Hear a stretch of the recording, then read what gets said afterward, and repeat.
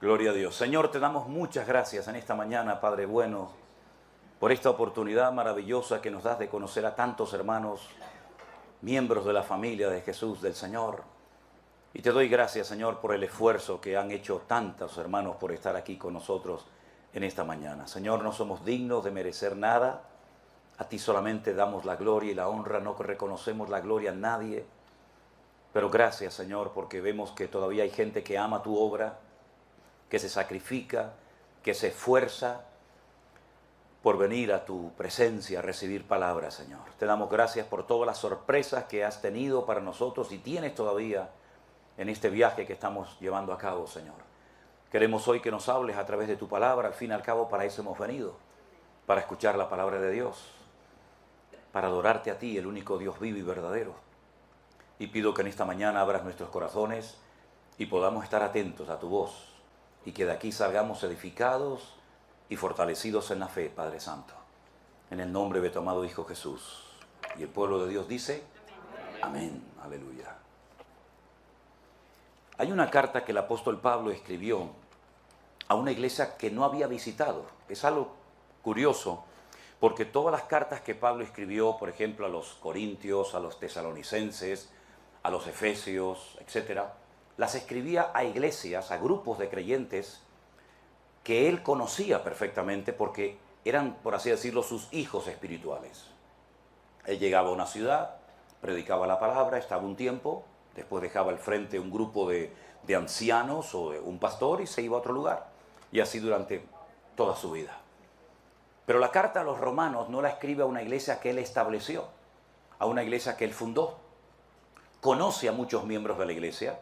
De hecho, tiene familiares en la iglesia que él saluda en el último capítulo de la carta, pero él no fundó esta iglesia.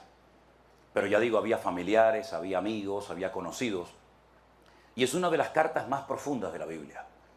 Realmente Pablo vuelca prácticamente todo su conocimiento en esta carta, porque si algo tiene que conocer la iglesia en este tiempo, es la sana doctrina.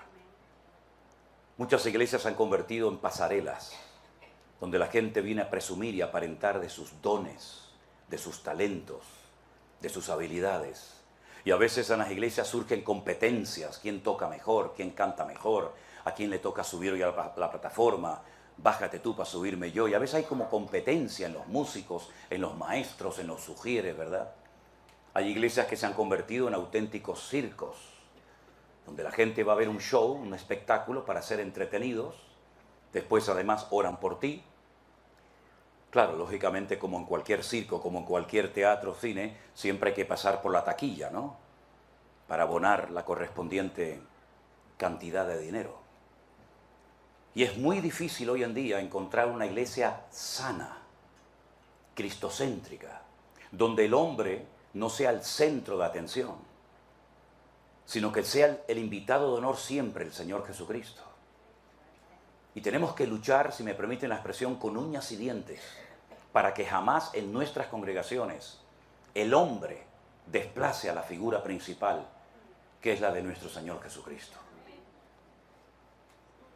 Veo que hay muchos ministerios donde aparece el hombre por todas partes. Y el que tiene que aparecer por todas partes en nuestras conversaciones, en nuestras alabanzas, en todo cuanto hagamos, es el Señor. Y lamentablemente vemos que se ha convertido en algo normal para muchas congregaciones y ministerios, desplazar al Señor y utilizarlo para que Él se mueva como nosotros queremos que se mueva en el culto. Incluso algunos hasta le dicen al Señor lo que tiene que hacer en la iglesia, cuando debería ser todo lo contrario. Porque la pregunta es, ¿quién es el dueño de la obra? ¿Quién es la cabeza de la iglesia? ¿Quién es el jefe? ¿Quién es el que da las directrices, las órdenes? ¿Nosotros los hombres o nuestro Dios? Cosas que deberían ser normales para muchos creyentes hoy en día son objeto de sorpresa. Ay, hermano, la sana doctrina, la palabra de Dios. En todas las iglesias del mundo se debería de predicar la palabra de Dios. Y nada más que la palabra de Dios. Y Dios nos libre si escapamos de la palabra de Dios para comenzar a introducir en la iglesia métodos, sistemas que puede ser que funcionen, Pero Dios no respalda métodos. Dios lo que respalda son hombres y mujeres que vivan en orden, que vivan en santidad y que busquen hacer su voluntad y no la de ellos propios. Cuando Dios nos creó, dice la Biblia que nos creó con espíritu, alma y cuerpo. Y cada una de estas áreas tiene una función. Digamos que el cuerpo es como si fuera la botella que contiene algo que no se ve, algo que no se huele, algo que no pesa, algo que no se puede medir, pero es el alma y es el espíritu. El cuerpo es el recipiente, el estuche donde vive el alma. ¿Y el alma qué es? Es nefesh en hebreo. Es la vida. Cuando sale el alma del cuerpo de una persona, automáticamente muere. Porque el alma es lo que te da vida. Pero a la única criatura que aparte de cuerpo y vida o alma, le dio espíritu, fue al ser humano. Los ángeles, los serafines, los querubines, no tienen espíritu. Por eso dice que ellos miran la forma como los cristianos, como los hijos de Dios alaban al Señor, porque ellos no entienden lo que es la redención, porque ellos no han sido redimidos. Ellos han sido creados, pero no han sido redimidos, no han sido comprados con la sangre de Jesús. Pero Dios le dio al hombre el espíritu, el ruaj, que es lo que el hombre tiene, no el animal, para poder conectarse con su creador, porque Dios es espíritu, Dios no es materia, Dios no es cuerpo, Dios es espíritu, y Dios busca, el Señor Jesucristo dice que Él busca adoradores que le adoren en espíritu y en verdad. Pero ese espíritu que Dios puso dentro del corazón del hombre se desconectó. Es como si yo en esta mañana, no lo voy a hacer, pero si yo en esta mañana le quitara el cable a este micrófono, ustedes no me podrían oír. Yo no me podría comunicar con ustedes, mi voz no saldría por estas altavoces, por estos parlantes, porque está desconectado. Eso fue lo que le pasó al hombre en el jardín del Edén. Se desconectó de Dios. Y entonces Dios dijo, muy bien, ¿te quieres desconectar de mí? ¿Prefieres hacerle caso a las mentiras y a las ofertas que el diablo te ha presentado? Vete con él, pero aquí ya no puedes estar ni un minuto más. Y dice que los expulsó del jardín del Edén y nunca más pudieron hacer el camino de retorno. Cuando viene el Señor Jesucristo, Él viene para que otra vez se vuelva a conectar el hombre con su Creador. No por presión, sino libre y voluntariamente. Porque Dios no le quitó al hombre el libre albedrío el día que pecó. La voluntad del hombre sigue latente en el converso y en el creyente. Y cuando nos convertimos al Señor, dice que nacemos de nuevo, no físicamente. Eso es lo que no entendía Nicodemo en Juan capítulo 3, cuando dice que le visita de noche y el Señor le dice a Nicodemo, si no naces de nuevo, no puedes entrar en el reino de los cielos, ni verlo. Y Nicodemo no entendió nada y Jesús le dijo, ¿y tú eres maestro de Israel? ¿Y no entiendes lo que te acabo de decir? ¿Qué tipo de maestro eres tú? El que no nace de nuevo no puede entrar ni ver el reino de los cielos. Y entonces Nicodemo comienza a razonar consigo mismo y le dice al Señor, ¿me estás proponiendo o me estás diciendo que tengo que volver a meterme en el vientre de mi madre y volver a nacer para poder estar contigo en la eternidad, en el paraíso, en el cielo? Y el Señor le dijo, no. Lo que es nacido de la carne, carne es. Pero lo que es nacido del espíritu, espíritu es. Es un nuevo nacimiento espiritualmente hablando. Cuando usted pide perdón a Dios por sus pecados, cuando usted se arrepiente de sus pecados, Dios perdona instantáneamente y olvida instantáneamente toda su antigua vida. Pablo dice, de modo que si alguno está en Cristo es una nueva creación, es una nueva criatura. Las cosas viejas pasaron y aquí todo es hecho nuevo. Usted no tiene por qué irse a la cama condenándose por un pecado que cometió hace 20 años. Usted no tiene por qué vivir bajo condenación, porque el Señor le perdonó todos, no unos cuantos. Absolutamente todos sus pecados fueron perdonados por la sangre de Jesucristo y dice que los arrojó a lo profundo de la mar y nunca más se acordará de ellos. Y ahora usted comienza a hablar diferente, pensar diferente, comportarse de una forma distinta, porque ahora el Espíritu de Dios, que también se llama Ruach, pero se le añade la palabra Hakodes, el Espíritu Santo, entra dentro de su corazón y usted puede volver a tener comunión con Dios. Por eso dice Pablo en Efesios capítulo 2, verso 8, Él os dio vida cuando estabais muertos. Y uno dice, yo nunca me morí, yo nunca estuve muerto. Espiritualmente estábamos todos muertos. en nuestros delitos y en nuestros pecados. Usted comía, trabajaba, iba de vacaciones, se bañaba en la playa, cantaba, hacía lo que quería, pero espiritualmente estabas desconectado del Creador. Estabas muerto espiritualmente. Pero cuando Él viene a tu corazón, Él viene a darte ¿qué? Vida. Y vida en abundancia. Pero así como cuando un niño nace necesita cuidados y necesita mucha atención, porque solo si lo dejamos muere, porque es 100% dependiente de sus padres, ¿hasta cuándo? Bueno, algunos hasta los 40 años. ¿No? Hay una estadística que recientemente se ha hecho en España que dice que los hijos hasta los 35, 37 años no se quieren ir de la casa. Es decir, están, iba a decir una expresión, por aquí a lo mejor suena feo, ¿no? Tú sabes que los niños beben leche de la madre y algunos están toda la vida enganchados a eso de la madre, ¿no? Pero mi querido hermano, una de las cosas que tenemos que comenzar a pedirle al Señor que nos cambie y nos transforme es esto, la mente. Mire lo que dice Romanos capítulo 12. Seguro que muchos de ustedes lo saben de memoria. Así que hermanos, Pablo dice, os ruego por las misericordias de Dios que presentéis vuestros cuerpos en sacrificio vivo, santo, agradable a Dios, que es vuestro culto racional. No perdemos la razón. La iglesia no es una casa de locos donde se pierde el control y uno no sabe ni lo que está haciendo. No. Es un culto racional, ¿eh?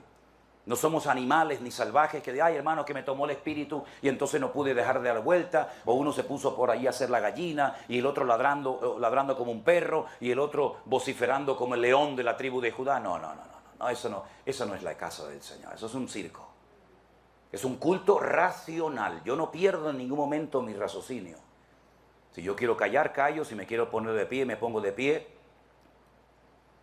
Y Pablo dice que tenemos que presentar nuestros cuerpos como así los presentamos a la droga, a la prostitución, al sexo, a la brujería o a cualquier otra cosa o al alcohol. Ese mismo cuerpo, esos mismos miembros, ahora presénteselos al Señor. Con esto robábamos, ahora las levanto y alabo a Dios. Con esta lengua criticábamos e insultábamos a la gente, ahora glorificamos a Dios y amamos a nuestros hermanos, ¿verdad?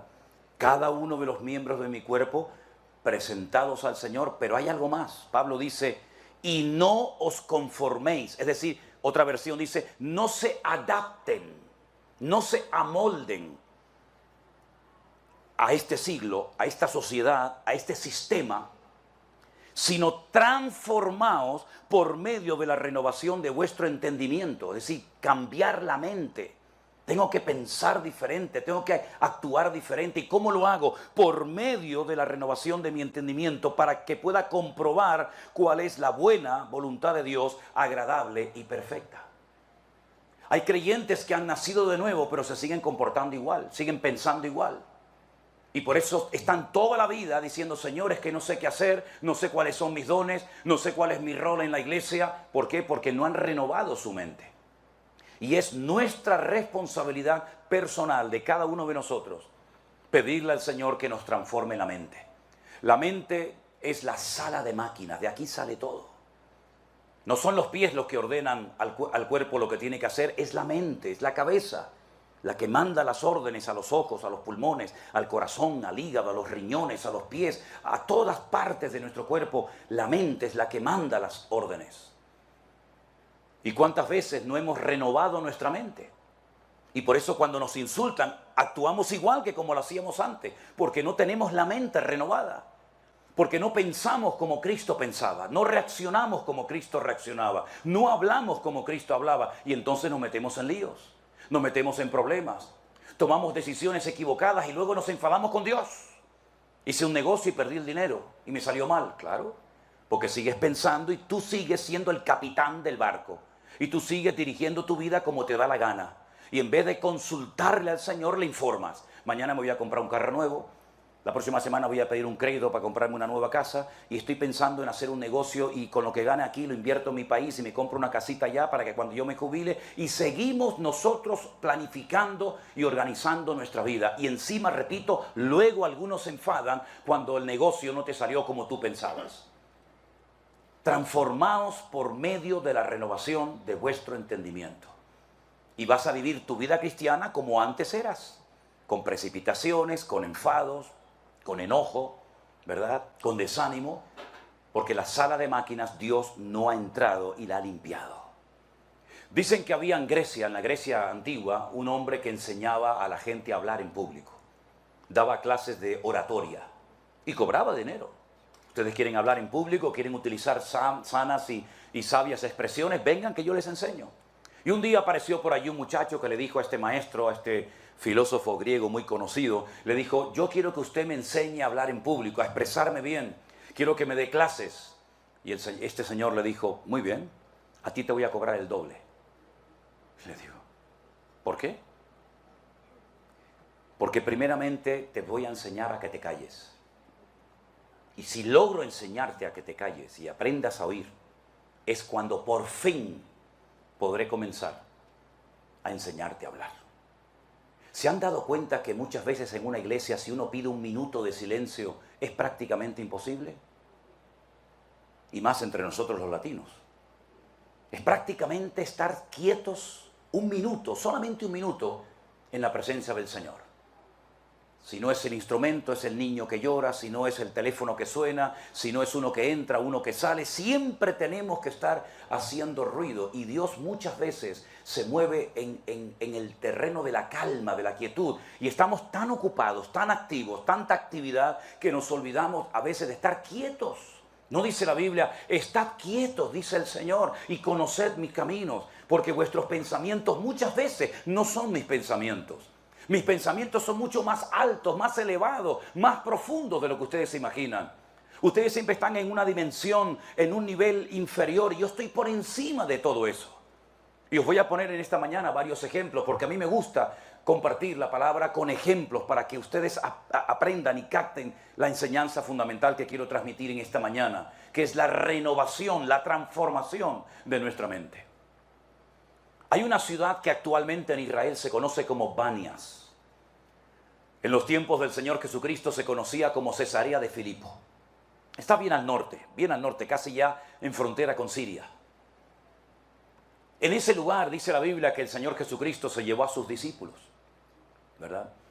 Y allí Él les dijo, ¿qué opina, qué cree, qué habla la gente acerca de mí?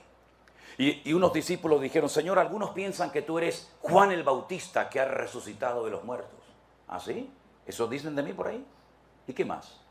Bueno, algunos piensan que tú eres Elías, el profeta Elías, aquel que fue llevado en vida en un carro de fuego y ahora has venido. ¿Alguna gente piensa que yo soy Elías? ¿Y qué más? Otros piensan que tú eres Jeremías, porque Jeremías era el único profeta que sabía dónde se había ocultado el arca de la alianza. Y los judíos creían y creen que Jeremías iba a revelarle a ellos dónde estaba escondida el arca de la alianza para colocarla en el templo. Y así fue escuchando diferentes opiniones. Al final el Señor preguntó y dijo, ¿y yo para ustedes quién soy? Porque eso es lo que la gente de la calle opina de mí.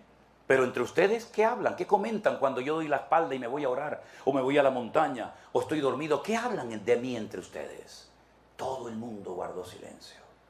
Nadie se atrevía a opinar ni a decir nada, pero uno sí, ¿se acuerdan? Pedro se levantó y dijo, Señor, tú para mí eres el Cristo. El Cristo es la palabra Mashiach, tú eres el Mesías, el Hijo del Dios viviente. Y entonces el Señor se le queda mirando y delante de todos los discípulos dice, bienaventurado eres Simón, Pedro. Porque esto que acabas de decir no te lo enseñaron en la escuela, ni en la sinagoga, ni ningún rabino, sino fue una revelación que mi Padre te dio ahora mismo. Bienaventurado eres, Simón Pedro.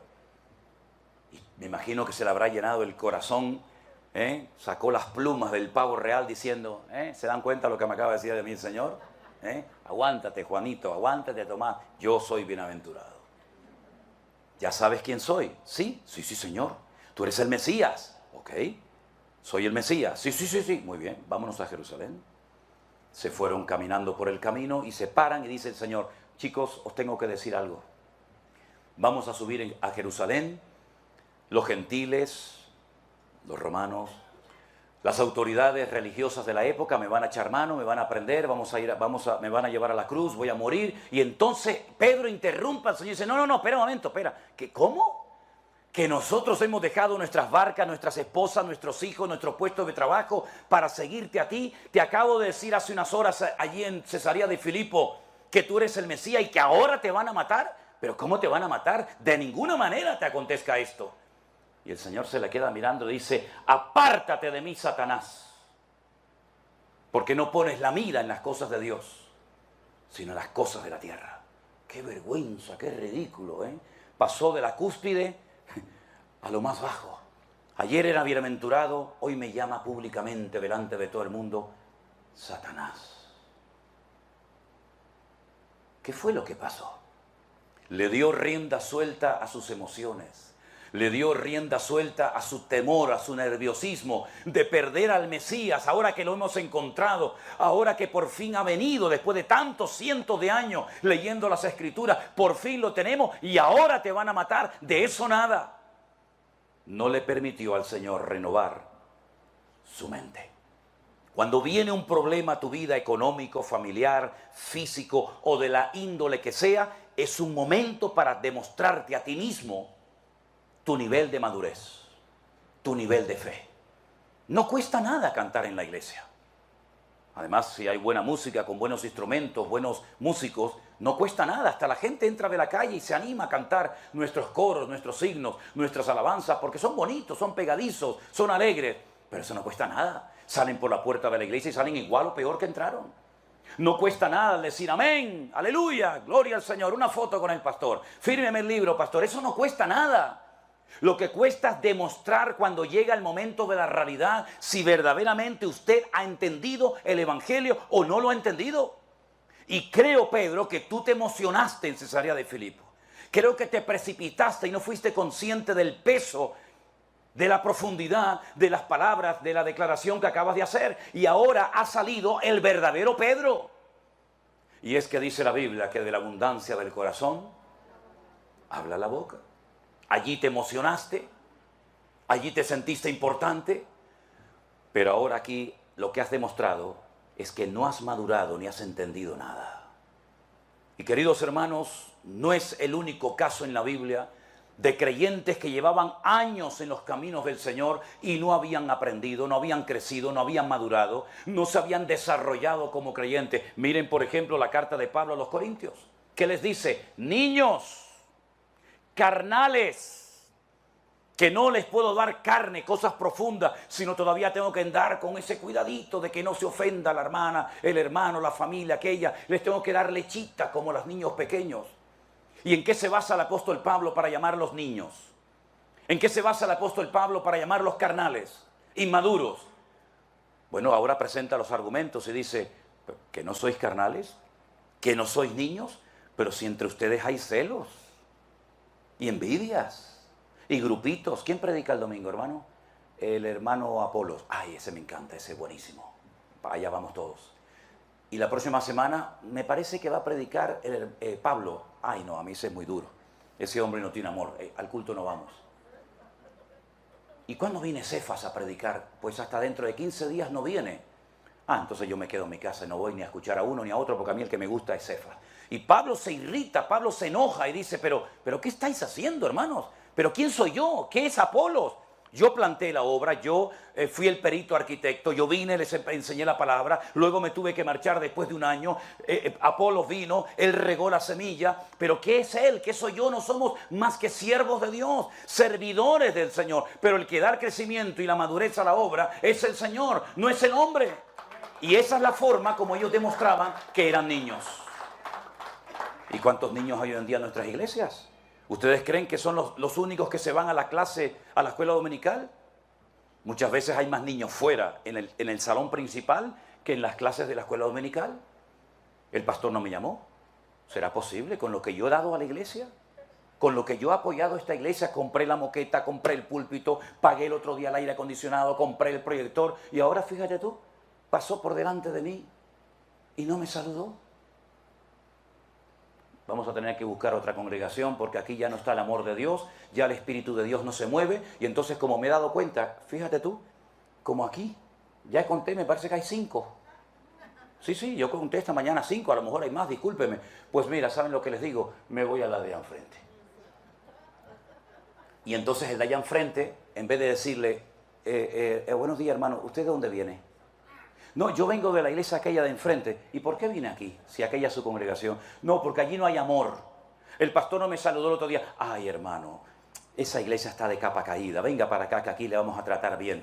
Póngase a cantar, agarre la guitarra, aunque desafine, aunque cante horrible, pero ya se siente importante. Pero el día que le digan, hermanito, este domingo no puede tocar porque viene un hermano de visita, ya se le fue otra vez el amor a la iglesia, ya no se mueve el Espíritu de Dios y ahora se va a la de al lado, la que está pared con pared. Y el otro le dice, sí, hermano, venga, estábamos orando por usted hace años, venga a la casa del Señor, bienvenido. Y así nos va a los cristianos evangélicos, que a veces hacemos el ridículo. Y en vez de dar una imagen de unidad al mundo, damos una imagen de un ejército desorganizado, de gente malcriada, de gente caprichosa, y como dice Proverbio, el niño consentido avergonzará a su padre y a su madre. Y esa es la cruda realidad nuestra, queridos hermanos. Y hasta que no cambiemos la mentalidad aquí arriba, vamos a seguir teniendo problemas. Da igual quien predique, da igual si es esta iglesia o la de enfrente o la de 20 kilómetros más allá. Hasta que no cambiemos nosotros, siempre vamos a estar echándole la culpa al diablo, al pastor, al gobierno, al frío, al calor, al gobierno, al otro. Hermanos, vamos a mirarnos a nosotros mismos y a darnos cuenta de que a veces los culpables de nuestra falta de crecimiento no es un factor externo, ajeno a nosotros, sino somos nosotros mismos los culpables de no haber madurado en los caminos del Señor. Hemos enseñado hasta la saciedad, ya no sé ni cómo ya decirlo, lo he dicho mil veces. Si usted no quiere sentirse ofendido en su congregación, primero no mire al hombre, no mire a la persona. Puede respetarlo, puede admirarlo, puede quererlo, lo que usted quiera, pero no confíe, no se agarre al pastor como si fuera Dios, como si fuera el ángel Gabriel. No se agarren a los hombres. Miren y agárrense a Cristo, que Él no te va a fallar nunca. El hombre sí, porque somos seres humanos. ¿Qué se creen que somos nosotros? Dioses en forma humana. Somos igual que cualquiera de ustedes, con nuestras luchas, con nuestros desánimos, con nuestros cansancios, con nuestras presiones. Somos exactamente igual que todo el mundo. No pongan en los pedestales nunca a los pastores, porque los van a matar, les van a hacer daño, y al final los mayores perjudicados van a ser ustedes. Pero en segundo lugar, si usted no quiere nunca sentirse ofendido, ni aquí ni en ninguna parte, no espere nunca nada de nadie. Imagínense que usted espera que yo esta mañana estuviera aquí en la puerta dándole la bienvenida. Yo, pastor Manolo Sierra, ya verás. Ya verás que él va a estar en la puerta esperándome, me va a dar los besos, me va a dar un abrazo, me va a decir, hermano, Dios le bendiga. Claro, usted llegó y a lo mejor dice, ¿y dónde está el pastor? No, está allí afinando la guitarra, no sé lo que está haciendo este hombre cuando no se ha dado cuenta que yo he entrado. Y entonces usted ya está ofendido. ¿Por qué? Porque esperaba un recibimiento y no lo ha recibido y está ofendido. Pero si usted llega aquí y no espera nada de nadie, me da igual si me saluda el pastor, me da igual si se da cuenta que he llegado, me da igual si me saluda, me da igual todo, usted nunca se va a sentir ofendido ni conmigo ni con nadie. Póngalo en práctica y ya va a ver cómo funciona. Segundo ejemplo, vengan conmigo por favor, ¿tienen su Biblia? En el libro de los Hechos, el capítulo 2, versículos 12 y 13, libro de los Hechos, por favor, capítulo 2, versículos 12 y 13. Voy a dar ocasión, voy a dar oportunidad, si algún hermano lo tiene y lo quiere leer en alta voz, por favor, con toda libertad, hágalo. Y estaban todos atónitos y perplejos, diciéndose unos a otros, ¿qué quiere decir esto? Mas otros burlándose decían, están llenos de mosto. Otros burlándose decían, están llenos de mosto. No entendían nada, en vez de preguntar y decir, hermano, ¿me puede explicar lo que está pasando aquí? ¿Por qué hemos tenido hoy un culto diferente? ¿Por qué aquella señora está hablando en un idioma que no entendemos y aquel también? Y aquella persona está hablando... ¿Me podrían explicar lo que está pasando aquí? No, prefirieron criticar, prefirieron cuestionar el mover de Dios. Y dice la Biblia que algunos dijeron, no, lo que pasa es que están borrachos. Esa es la realidad. No habían renovado su mente, y cuando usted no renueva su mente, usted reacciona como el carnal que fue toda la vida. ¿Verdad? Y ahí vemos un ejemplo de un mover genuino del Señor en el día de Pentecostés, pero estas personas, primero por no preguntar, por no demostrar un mínimo de interés y decir, bueno, explíqueme, ¿por qué cantan así? ¿Por qué se mueven asados? En vez de preguntar, se burlan y finalmente terminan diciendo mentiras, diciendo es que están borrachos. Nada más lejos de la realidad. Fíjense que prueba de ello que Pedro, cuando se pone en pie, se ve que le llegó el chisme a la oreja y dice, hermanos queridos, nosotros no estamos ebrios, nosotros no estamos borrachos como algunos suponen. Nosotros lo que más bien estamos es llenos del Espíritu Santo. Y esto es lo que dijo el profeta Joel, que en los postreros días, dice el Señor, derramaré de mi Espíritu sobre toda carne. Y ahí hay una explicación coherente y bíblica de lo que allí está ocurriendo. ¿Se da cuenta? Cuando no entienda algo, pregunte. No critique. No chismorree entre la iglesia, entre los hermanos. Pregunte.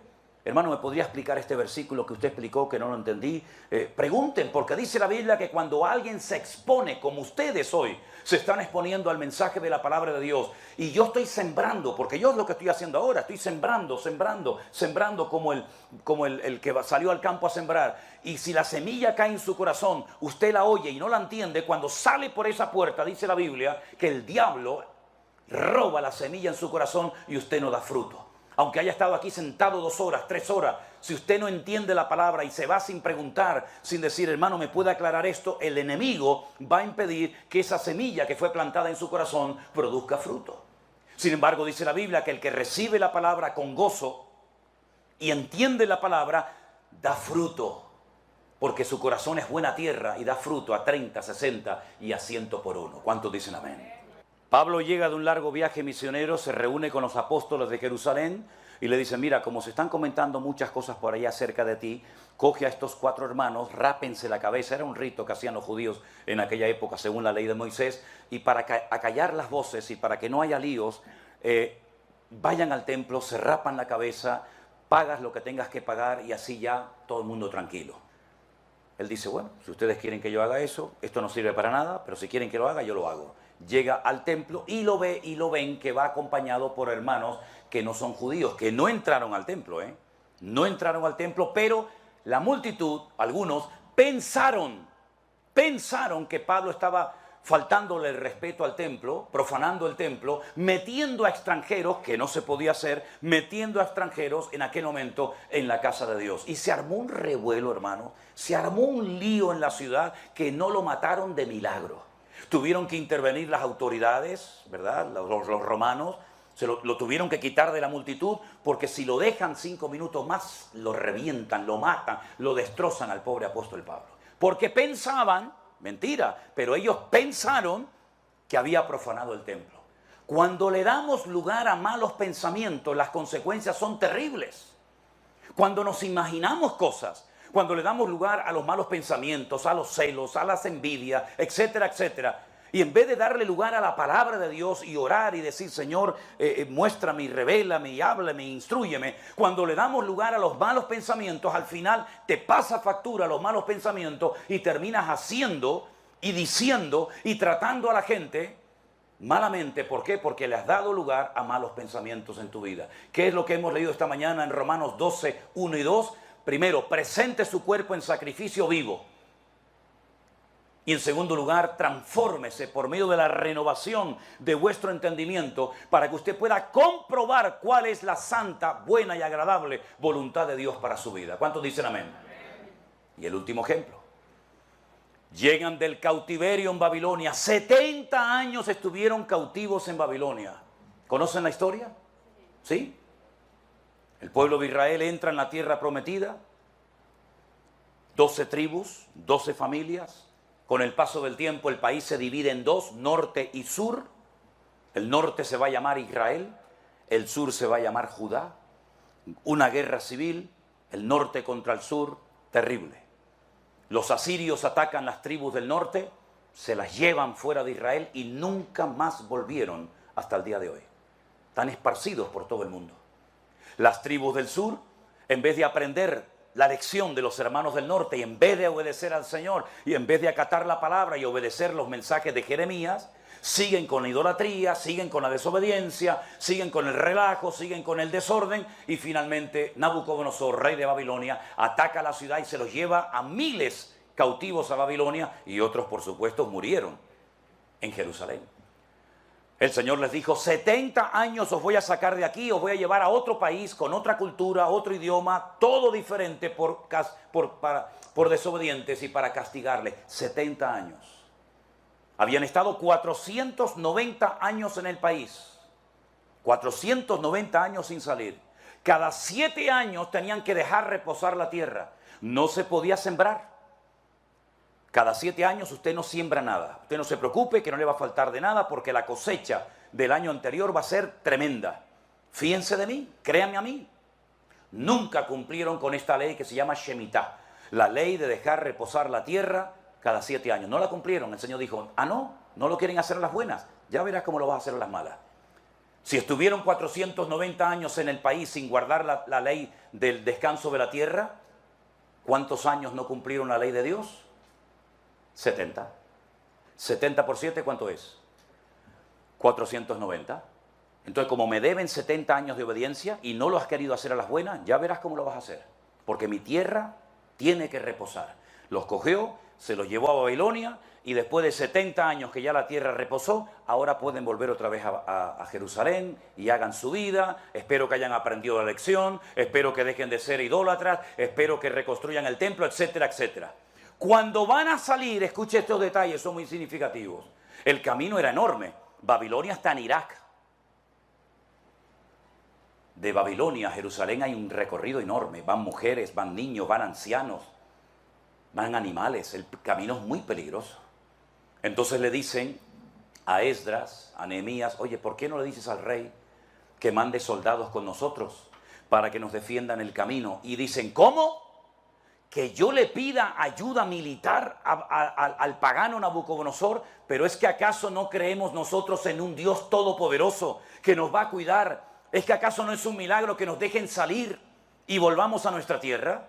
Entonces dijeron, bueno, está bien, no le pidas ayuda al enemigo. Salieron con las alforjas llenas.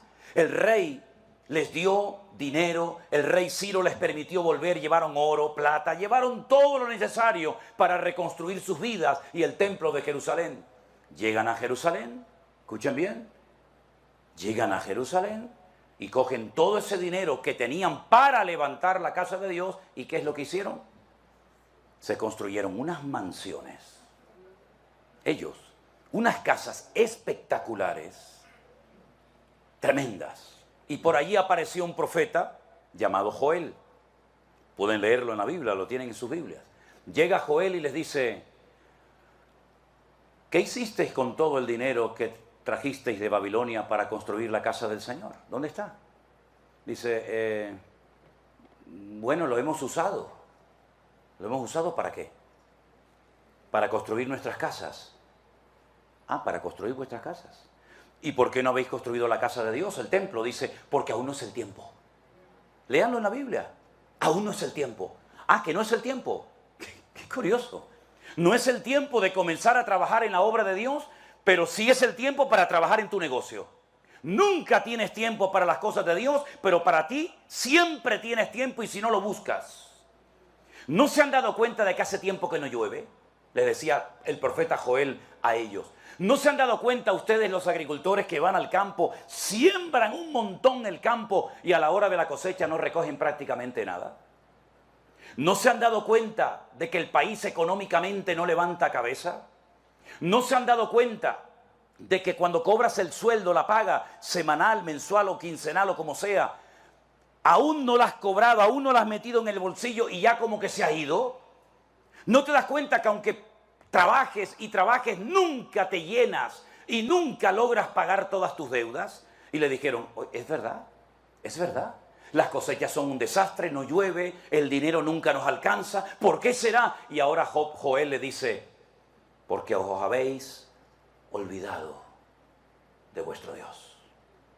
Porque estáis exactamente igual o peor que hace 70 años. No habéis aprendido nada. Y yo la carga que tengo en mi corazón es la siguiente. Hace 2 años, por primera vez en la historia de la humanidad, Dios permitió que a millones y a millones de seres humanos, por supuesto incluidos nosotros los cristianos, nos encerraran dentro de nuestras casas. Yo no sé cómo fue aquí en Estados Unidos, pero sí sé cómo fue en España. Vivíamos dentro de la iglesia en aquel tiempo. Y durante 2 meses largos teníamos que predicar, hacíamos los cultos exactamente igual, los jueves y los domingos. Pero ¿a quién le predicábamos? ¿A quién? No sé cuántos de ustedes, si alguien aquí vio aquellos cultos de marzo del 2020, no sé si los vieron. ¿A quién predicaba yo, hermano? A sillas vacías. Pero nunca dejamos de confiar en el Señor. Dios proveyó todas nuestras necesidades y más de lo que nos podíamos llevar imaginado en la vida.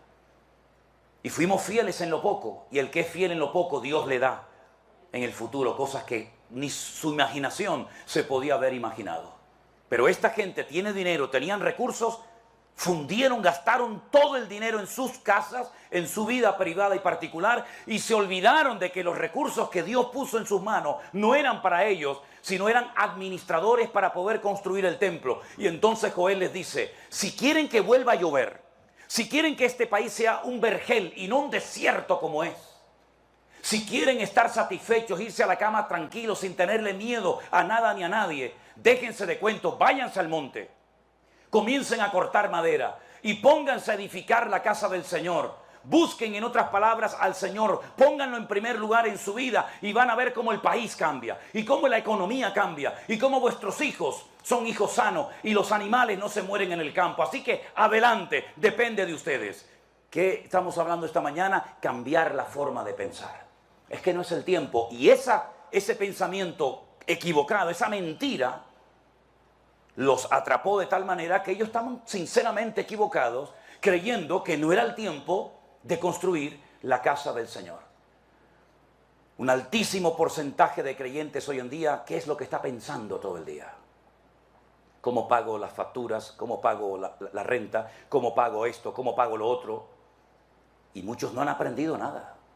El Señor nos metió 2 meses en la casa para que aquellos que decían, no tengo tiempo para orar, no tienes tiempo para orar, ya vas a ver cómo te va a sobrar el tiempo. Ya vas a ver cómo va a tener tiempo. Pastor, yo no he leído nunca la Biblia entera porque la verdad es que yo llego tan cansado del trabajo que abro la Biblia y me quedo dormido y ahí me quedo. Y no tengo tiempo. No tienes tiempo, vas a ver cómo vas a tener tiempo, querido. Te vas a aburrir de tiempo. Te voy a meter 2 meses en tu casa y vas a entrar en contacto con un muchacho o una persona de 15.000 kilómetros de distancia aquí que te va a predicar todos los días. Y vas a tener un programa donde vas a tener la oportunidad de hacer preguntas a un pastor para que te las responda. Y nos estuvo 2 meses dentro de la casa hablándonos y hablándonos y hablando. Los que aprovecharon la oportunidad y aprendieron, el Señor les cambió la vida. Pero el que no quiso aprender, ni con 6 meses, ni con 20 años de confinamiento van a aprender. Porque hay un refrán, hay una expresión en Israel que dice, al avispado, al listo, al sabio, con una mirada, lo entiende todo. Pero al torpe y al desobediente, ni tirándole piedras, reacciona. Y Dios ha tenido una paciencia y una misericordia con nosotros. Y cosas que habíamos oído y cosas que habíamos leído en la Biblia, pues las pudimos vivir en carne propia. Cuando de rodillas al lado de mi cama le dije al Señor, Señor, tengo que cerrar la iglesia por primera vez en 40 años que llevo de pastor sirviéndote. Nunca he cerrado una iglesia y ahora me obliga la autoridad a cerrarla. Nosotros no tenemos propiedades, ni a nivel personal, ni a nivel de iglesia. No tenemos ninguna propiedad de edificios, de templos, no, todo es alquilado, todo. Tenemos un Goodwill, no lo llaman aquí así, una tiendita de segunda mano, donde la gente viene, compra alguna ropita, algún zapatito, si no tiene se le regala igualmente. Y con eso, mensualmente, logramos casi pagar los 1.500 euros que tenemos que pagar del alquiler todos los meses. Lo tuve que cerrar también. Y le dije, Señor, sin el Goodwill, sin el rastro, sin la iglesia, nadie va a venir. Ahora, Dios mío, le dije yo a él, tienes una oportunidad maravillosa, Señor, para demostrar si esta obra, si esta iglesia es tuya. Comenzaron a llamarnos de Guatemala, de Estados Unidos, de Alaska, de Argentina, de todas partes del mundo. Y la gente nos mandaba $20, $30, $60, $80, $600, $40. Y todos los días teníamos que ir al Western Union o al MoneyGram Gente nos mandaba dinero que no sabíamos ni de dónde eran y pudimos pagar durante los meses de confinamiento el alquiler, pudimos comer, pudimos pagar la luz, pudimos pagar el agua y el Señor nos demostró que no necesita ni tu diezmo, ni tu ofrenda, ni primicias, ni historias raras, sino que Él es el Dios de la plata y del oro y que Él es galardonador de los que le buscan. Nunca pedimos dinero a nadie, jamás. Sino hacíamos lo que nos enseñó nuestro Señor Jesucristo a hacer. Entre en su aposento, cierre la puerta y su Padre que lo ve en secreto lo recompensará en público. Eso es lo que dice la Biblia. Buscad primeramente que el reino de Dios y su justicia y todo lo demás vendrá por añadidura. ¿Y qué es lo demás? Pues hombre, la comida, la gasolina, el vestido, etcétera, etcétera. Si lo buscas, no viene. Dice el Señor en su palabra, miren los pájaros del campo. Dígame, ¿dónde trabajan? Dígame, ¿en qué mall trabajan los pajaritos? Si van por la mañana con su corbatita, con su chaquetita, nada. ¿Y de qué vive tanto pájaro? Millones de pájaros. ¿De qué viven? Dice el Señor, vuestro Padre Celestial las alimenta. Así que si queréis comida, vestido y todas vuestras necesidades cubiertas, no caprichos, necesidades, que es otra cosa. Buscadme a mí por la mañana temprano, clama a mí, yo te responderé y te enseñaré cosas grandes y ocultas que tú no conoces. Vinimos el día 9 de mayo dejando a nuestra hija embarazada y dejando la iglesia y dejando todo para venir aquí a Estados Unidos y a México a conocer a tantos y a tantos hermanos. Jamás preguntamos dónde vamos a dormir. Jamás preguntamos ¿y dónde vamos a comer? Jamás. Nunca nos ha preocupado para nada esos detalles. A mí lo que me interesa es dónde voy a predicar. ¿Dónde nos vamos a reunir? Aquí, gloria a Dios. Gracias al pastor, ya se lo dije antes. Allá afuera con 40 grados de temperatura me da exactamente igual. Vamos allá afuera, en un monte, en una playa, en un barco, en una cárcel, donde haga falta. Pero hasta que no cambiemos esto, nuestras iglesias no van a cambiar. Queremos grandes resultados, queremos peces en abundancia y panes en abundancia. Pero para eso hay que buscar al Señor primeramente, depender de Él, no tenerle miedo a lo que dice el hombre, no tenerle miedo a las noticias. Dice, aunque vengan malas noticias de lejanas tierras, no temblará tu corazón. Y aunque un ejército acampe contra ti, no tiene que tener miedo tu corazón, porque el Señor es mi luz y mi salvación.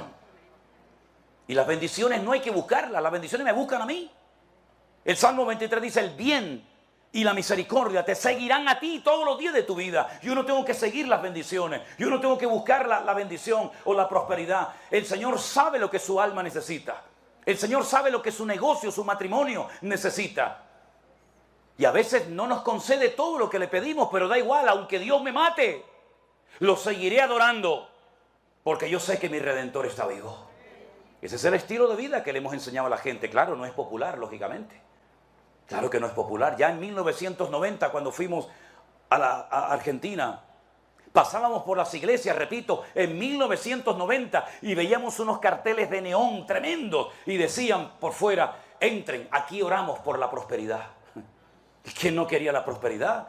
Si la gente asaltaba los supermercados y asaltaba los camiones que iban por las carreteras con vacas porque no había dinero, no había comida. Vivíamos en una ciudad tremendamente peligrosa, la ciudad de Rosario, en la provincia de Santa Fe. La gente iba con palos y piedras y con hacha a asaltar los supermercados porque una inflación terrible, la gente perdió el trabajo, la gente estaba en la miseria, en la ruina. Y en ese año, fuimos nosotros a Argentina como evangelistas. No era pastor. Durante años fuimos evangelistas. No teníamos apoyo económico, no teníamos una iglesia, no teníamos un sueldo, no teníamos nada. Teníamos unas ganas tremendas de servir al Señor con una niñita de 4 años, nuestra hija mayor. Nunca nos faltó de nada. A todo lugar donde nos invitaban, nos daban comida, nos daban hospedaje, nos daban alguna ofrenda y pudimos viajar del norte al sur de Argentina, de este a oeste, con las maletas, con las valijas, como llaman allí encima, y nos preguntaban muchas veces, ¿y ustedes dónde viven? Y decíamos, aquí, aquí. Salimos de casa hace una semana, 15 días, un mes, y el Señor nunca nos falló, porque el Señor es nuestro pastor, y nada nos faltará. Ustedes viven en Estados Unidos de Norteamérica. Ya. Y muchos han venido para buscar una vida mejor. Y nadie sale de su patria, nadie sale de su tierra por gusto. La inmensa mayoría salen por necesidades de toda índole, ¿verdad? Pero yo les digo, queridos hermanos, no se dejen atrapar por la corriente de este mundo. Enamórense del Señor. Y a veces no por trabajar más vas a tener más. El Señor sabe cuáles son tus necesidades y cuáles son tus limitaciones. Y si usted está hipotecando su vida espiritual, su relación con Dios, o usted está olvidándose de atender a su familia para pagar deudas, usted es como un esclavo, pero en vez de en Egipto, como un esclavo en los Estados Unidos de Norteamérica. Las horas que has perdido, los días y meses y semanas que has perdido sin estar con tu familia, en algunos casos son irrecuperables. Es mejor comer pan solo, bocado seco y en paz, como dice Proverbios, con la bendición de Dios, que abrir la heladera, abrir la nevera y verla llena, pero no sabes cuándo fue la última vez que te sentaste con tu hijo a hablar con él y a darle un beso y a orar juntos como familia. Lamentablemente, queridos hermanos, a veces la corriente de este mundo atrapa a los cristianos, incluso a siervos de Dios, que están todo el día pensando, ¿y cómo vamos a pagar el aire acondicionado? ¿Y cómo vamos a pagar el agua? ¿Y cómo vamos a pagar la renta? Lo último que nos tiene que preocupar a nosotros los cristianos es lo material. Cuando lo material desplaza lo espiritual, tenemos un gravísimo problema. Y me da igual si es en Japón, nuestra prioridad tiene que ser primeramente buscar a nuestro Dios. Y si buscamos a nuestro Dios, la bendición le va a perseguir y le va a alcanzar. Pero para esto hace falta un cambio urgente de mentalidad en la iglesia del Señor. ¿Usted está dispuesto a que el Señor le cambie la mente? ¿Usted está dispuesto a decir, Señor, me he convertido en un cristiano religioso? Como yo lo llamo en España, en un calientabancos, en un dominguero. Uno que viene al culto, se sienta ahí 1 hora, 2 horas, lo que haga falta, gloria a Dios, amén, amén, aleluya, y cuando sale por la puerta el Señor, ahí te queda, ahora soy yo el que voy a pelear, ahora soy yo el que mañana voy a trabajar, y entonces Dios dice, bueno, pues siga usted, tú eres tan listo, vete tú solito, mijo. Pero una vez hubo un muchacho que vivió así hasta que se dio contra la pared y dijo, ¿qué hago yo aquí? ¿Qué hago yo aquí cuando los jornaleros en la casa de mi padre comen y viven mejor que yo? Me levantaré, iré a la casa de mi padre y le diré, Padre, he pecado contra el cielo y contra ti. Es hora de que los cristianos, los hijos e hijas de Dios, se levanten en genuino arrepentimiento al Señor nuestro Dios y le digamos, Señor, perdónanos, porque somos religiosos. Antes íbamos a la misa y nos confesábamos delante de un señor que se llamaba el cura y comíamos la hostia, y ahora hemos cambiado eso por un lugar donde hay un señor llamado pastor y en vez de la hostia me dan pan y vino, pero es exactamente igual, la misma vida de religiosidad, la misma vida de monotonía, donde parece que lo sé todo y a la hora de la verdad no lo sé nada. Y si usted quiere tener hijos espirituales, sea usted primeramente un hombre y una mujer espiritual. No le exija a sus hijos lo que usted no es. Si usted quiere tener nietos espirituales, sea usted un abuelo espiritual que busque primeramente al Señor. Porque no tenemos ningún derecho de reclamar a los demás, pedirle a los demás que actúen como nosotros no estamos actuando. Transformaos por medio de la renovación de vuestro entendimiento. ¿Para qué? Para que podáis comprobar cuál es la santa, buena y agradable voluntad de nuestro Dios. ¿Cuántos dicen amén? Cierre sus ojos en esta mañana, mi querido hermano. Hay que meditar y reflexionar sobre esta palabra que hemos oído hoy. Con mis recursos, con mi tiempo, ¿qué estoy haciendo, Señor? Tú que lo diste todo por mí. Y a veces me cuesta tanto terminar de leer un versículo de la Biblia.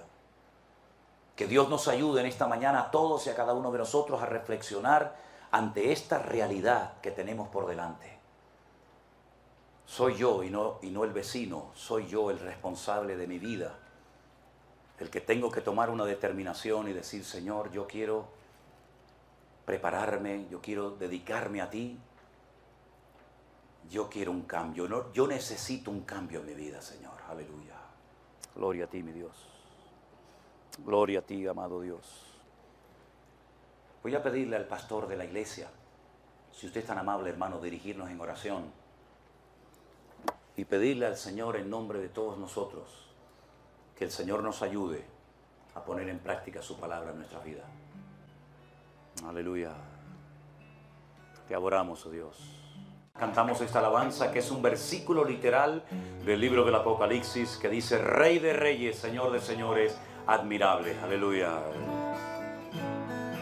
Rey de reyes, Señor de señores, admirable.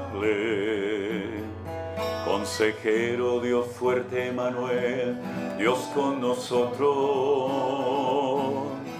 El Cordero que fue inmolado, Él es digno de tomar el poder, las riquezas, la sabiduría, la fortaleza, la honra, la gloria y la alabanza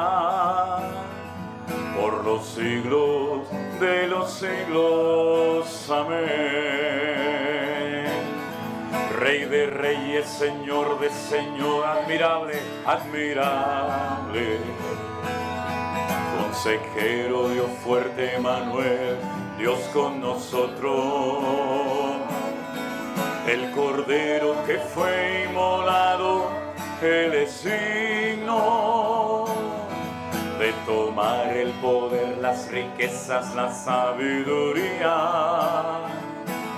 la fortaleza, la honra, la gloria y la alabanza por los siglos de los siglos. Amén. Vamos a cantar una vez más esta alabanza, ahora ya que la han oído, con la ayuda de nuestros músicos en esta mañana, y alabamos a nuestro Dios por esta canción, a través de la cual podemos confesar lo que es Él para nuestras vidas. Él es nuestro consejero. ¿Necesita consejo? Él es nuestro consejero. ¿Necesita poder, sabiduría, respaldo divino? En Él lo puede tener cuantas veces quiera. Cántelo con nosotros. Rey de reyes, Señor de señores, admirable. Consejero, consejero, Dios fuerte, Emmanuel, Dios con nosotros. El Cordero que fue inmolado, Él es digno de tomar el poder, las riquezas, la sabiduría, la fortaleza, la honra, la gloria y la alabanza por los siglos de los siglos. Amén. Una vez más, hermanos. Rey de reyes, Señor de señores, admirable. Consejero, Dios fuerte, Emmanuel, Dios con nosotros. El Cordero que fue inmolado, Él es digno de tomar el poder, las riquezas, la sabiduría, la fortaleza, la honra, la gloria y la alabanza por los siglos de los siglos. Amén. Por los siglos de los siglos. Amén. Por los siglos de los siglos. Amén.